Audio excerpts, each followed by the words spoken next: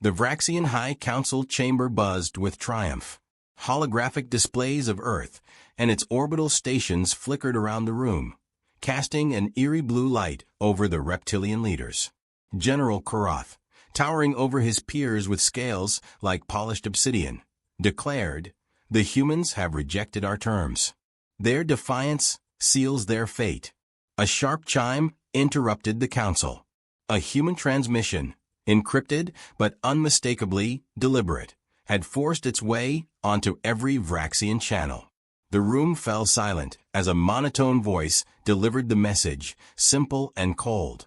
"Since you chose war, let us show you how it's won." The room erupted into laughter, but it was hollow. Karath smirked, his eyes narrowing. Typical human arrogance. This will be swift.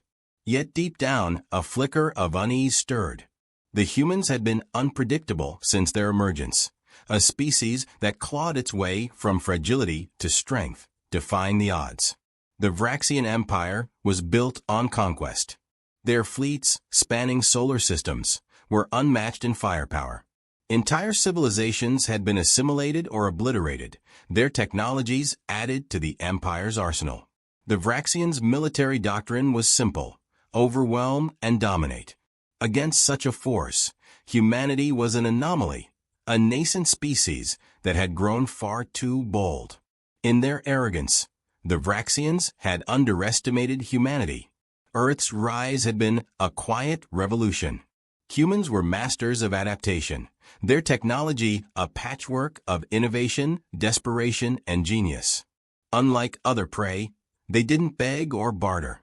When the Vraxians had demanded tribute, minerals, weapons, even a fraction of their population, humanity had responded with mockery. The Council had dismissed humanity as an inconvenience. A fleeting resistance, they'd called it. But now this so-called fleeting resistance loomed larger, more dangerous. And yet, the Vraxians had no choice but to press forward. Conquest was their nature. The human response had been immediate and unsettling. After their cryptic message, there was silence. No broadcasts. No troop movements. No signs of resistance or surrender. Vraxian intelligence officers scoured human systems, finding only empty comm channels and abandoned signals. It wasn't like other wars. The humans didn't panic, didn't scatter. They simply vanished into the void of their own territory. Vraxian scouts sent to probe the outer colonies returned with grim reports. Deserted cities, eerily untouched. Automated systems still hummed, as if waiting for something. But everywhere the scouts searched, they found nothing living, only cryptic warnings scrawled in human languages. "Leave while you can," one read. Another, more ominously, "You've been warned." Some Vraxian officers argued it was a trick, an attempt to stall the inevitable. Others whispered about traps or weapons unseen. Karath silenced dissent with a snarl. "Cowards and shadows won't stop us. Their silence is weakness." As the Vraxian fleet gathered near Earth's outermost defenses, the planet's shadow loomed large in their sights. But there was no fear in the human systems. No distress signals, no scrambling civilian ships. The stillness was unnerving. In the silence, even the Vraxian war machine, unstoppable and confident, felt something foreign. Doubt. Karath gazed at Earth through the viewport of his command vessel. The planet was a blue jewel against the black, its surface calm, serene. A deceptive beauty, he thought. "Prepare the assault," he barked, his voice steady, but his chest tightening. His gaze lingered, troubled. Something about the human silence gnawed at him, a shadow of uncertainty he couldn't quite place.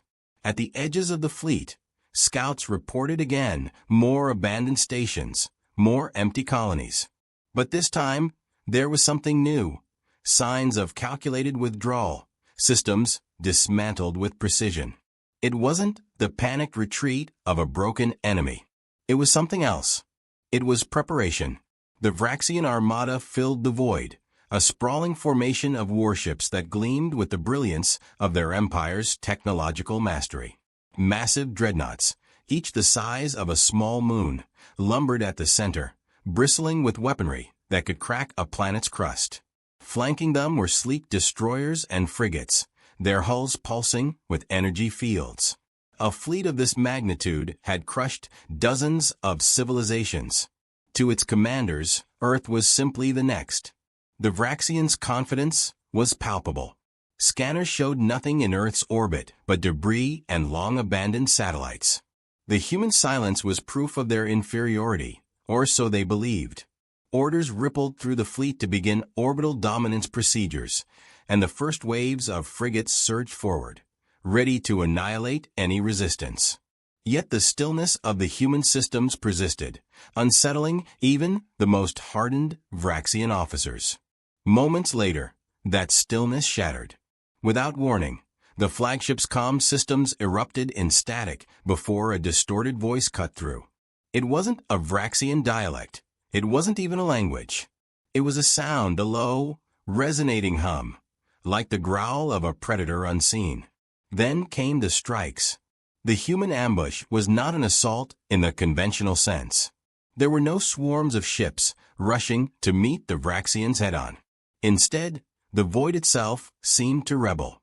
Invisible shapes tore through the Vraxian formation, their presence revealed only by the flashes of annihilation they left behind. Cloaked human vessels emerged briefly, their angular designs unlike anything the Vraxians had faced. These ships struck with precision, their weapons calibrated to pierce energy shields and disable engines in a single volley. Chaos spread as the Vraxian fleet attempted to regroup. EMP pulses erupted from nowhere, scrambling targeting systems and leaving entire ships adrift. The once unassailable dreadnoughts turned into vulnerable behemoths, their shields failing as human drones, smaller than the Vraxians' smallest fighter craft, swarmed them, targeting critical systems. Explosions lit the darkness, each burst a silent testament to the humans' mastery of stealth and efficiency. Human tactics were not merely destructive but psychological. Vraxian comms were hacked, their secure channels filled with distorted whispers. Commands turned into gibberish, their formations collapsing under miscommunication. Some officers swore they heard their own names whispered back to them over the static, an eerie prelude to destruction. The survivors described the attacks as ghosts ripping through their fleet.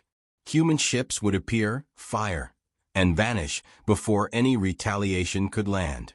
One officer, dazed and trembling, recounted how the human vessels seemed to anticipate every move, striking with uncanny precision at their weakest points. Even the Vraxian commanders, trained in relentless logic, found themselves shaken. The humans hadn't simply attacked. They turned the void into a weapon, forcing the Vraxians to fight shadows. By the end of the assault, a third of the armada was in ruins. The survivors retreated, scattering into the black, unsure if they were being pursued or if the humans were simply waiting for the next strike. The silence returned, more oppressive than before. But this time, it wasn't the humans who had fallen quiet. It was the Vraxians, their morale fractured, their confidence eroding under the weight of fear. The war shifted into a grim rhythm, each encounter an escalating testament to humanity's ability to rewrite the rules of conflict. Where the Vraxians relied on overwhelming force and rigid strategies, humanity thrived in the chaos, turning every disadvantage into an opportunity. Their ingenuity became their greatest weapon. Human engineers deployed AI systems not just to pilot ships, but to predict Vraxian strategies. Vast neural networks, trained on centuries of human conflict, simulated millions of scenarios, adapting tactics on the fly. Orbital debris fields, once innocuous remnants of human expansion, were transformed into deadly traps. Mines disguised as harmless space junk drifted undetected until triggered, detonating with enough force to cleave through even the thickest Vraxian armor. Drones, small and seemingly primitive by Vraxian standards, swarmed enemy ships in overwhelming numbers. They weren't built for direct combat, but rather disruption. Some hacked into navigation systems, forcing ships off course, while others deployed focused EMP bursts to disable key systems. The Vraxians' advanced targeting arrays were useless against such unpredictable and decentralized attacks. These drones weren't piloted by humans, but by AI clusters that acted with uncanny coordination, their precision unnerving even the most battle-hardened Vraxian commanders. Humanity repurposed civilian technology with startling effectiveness. Communications satellites became weapons of war, their frequencies jammed to disorient the enemy. Old mining lasers, retrofitted for battle, pierced through enemy hulls with surgical accuracy. Even abandoned space stations were rigged to explode, creating fields of shrapnel that turned Vraxian formations into chaos. Every piece of human ingenuity screamed one message: nothing in their arsenal was wasted. The Vraxians attempted to retaliate, leveraging their superior numbers and firepower to overwhelm the humans. Massive fleets were dispatched to strike back at Earth's colonies and production centers, only to find themselves thwarted at every turn. Supply lines were ambushed and dismantled. Human cyber attacks infiltrated the Vraxian logistical networks, rerouting their supply ships into dead space or back into their own territory. Factories on conquered worlds suffered mysterious failures, their machinery sabotaged before they could produce weapons. False intelligence became another weapon in humanity's arsenal. Vraxian fleets would converge on supposed human strongholds, only to find barren planets or rigged traps. One such fleet discovered what appeared to be a vulnerable human shipyard, its docks brimming with lightly armed vessels. As the Vraxians descended, the docked ships exploded in a coordinated detonation, engulfing the fleet in a firestorm of destruction. The turning point came in a battle near the shattered remains of Earth's outer colonies. A massive Vraxian fleet, led by their most formidable flagship, moved to corner the human forces. Humanity's defenders were outnumbered 3-1, a fact the Vraxians believed guaranteed their victory. But the humans had lured them into a carefully crafted trap. As the battle began, human ships appeared to retreat, their movements erratic and disorganized. The Vraxians pursued, pressing their advantage. What they didn't realize was that every move had been anticipated. The humans had mapped the battlefield down to the smallest asteroid, setting a web of traps designed to corral the enemy into kill zones. When the trap was sprung, chaos erupted. Mines detonated across the Vraxian formation, throwing it into disarray. Human ships, smaller and more agile, emerged from hidden positions, striking at the exposed flanks of the larger vessels. Drones swarmed the flagship, overwhelming its defenses as targeted strikes dismantled its power core. The pride of the Vraxian fleet erupted in a brilliant, silent explosion, its debris scattering into the void. The loss of their flagship shattered the Vraxian command structure. Confusion spread through their ranks as human forces pressed the attack, exploiting every moment of hesitation. What began as a calculated retreat ended as a decisive victory, the remnants of the Vraxian fleet scattering into disarray. In the aftermath, the silence returned, but this time it was humanity's voice that resonated through the void. A single broadcast played on all Vraxian channels. This is how war is won. Humanity had always been defined by struggle. Long before they reached for the stars, their history was a litany of wars, natural disasters, and self-inflicted wounds. Yet, through every trial, they had emerged stronger, tempered by adversity. It was this resilience, this refusal to succumb, that set them apart from the Vraxians. The narration shifts to Earth's past, civilizations rising and falling, each leaving behind lessons etched into human progress. Humanity had not only survived but thrived, learning to adapt to changing circumstances with ingenuity and determination. Their world had once been divided by borders and ideologies, their conflicts brutal and seemingly endless. Yet, even amidst destruction, there had always been innovation, a drive to overcome limitations and build anew. The Vraxians, by contrast, had never faced true hardship. Their empire expanded through overwhelming force. Their conquests met with little resistance from weaker species. Their dominance bred arrogance and complacency. They had grown to see war as a predictable equation. Superior numbers plus superior firepower equaled victory. Against humanity, this equation faltered. The Vraxians couldn't comprehend an enemy that thrived in chaos, an opponent that turned every loss into a lesson. This difference in philosophy extended to how humanity waged war. Despite the ferocity of their tactics, humans were not indiscriminate. Civilian casualties were avoided wherever possible, a principle ingrained into their command structure. Human ships targeted military assets with surgical precision, sparing the planets and populations under Vraxian rule. One incident became a quiet legend among the Vraxians. A captured officer, bruised but alive, was brought aboard a human vessel. He expected interrogation, torture, perhaps even execution. Instead, he was offered medical aid and food. He watched bewildered as humans debated the use of a newly developed weapon capable of annihilating entire fleets. The decision was unanimous. The weapon would remain unused. "You have the means to destroy us," the officer finally said, his voice a mix of incredulity and fear. "Why do you hesitate?"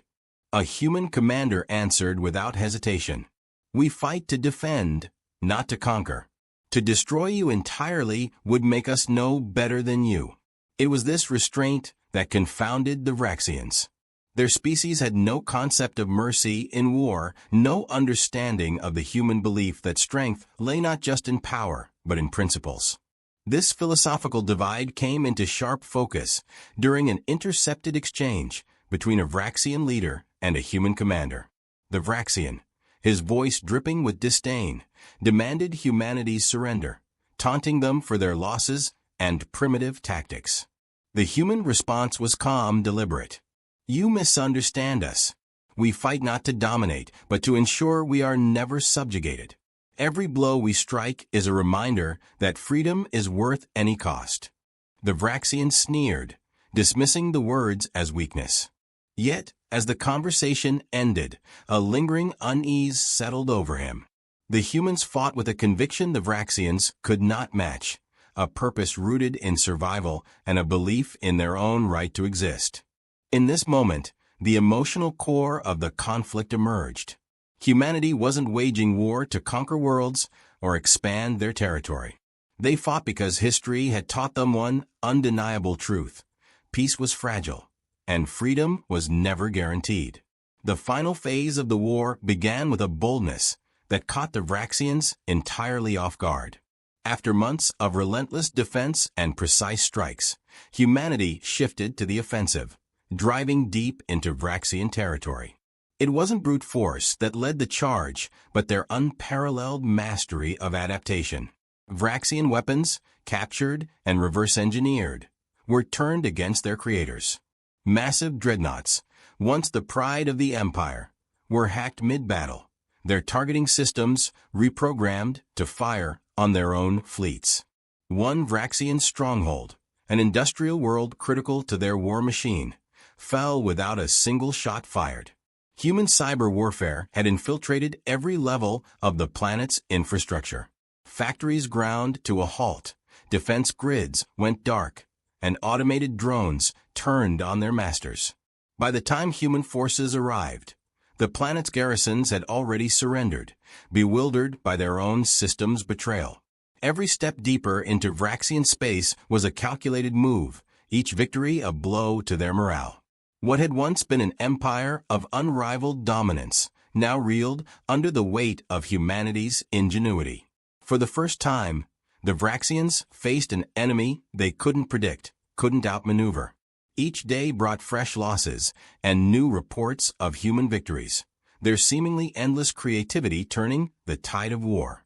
The breaking point came with the Vraxian Emperor himself. His voice, once a symbol of power, trembled as he broadcast a plea for peace. "We underestimated you," he admitted, his pride eclipsed by desperation.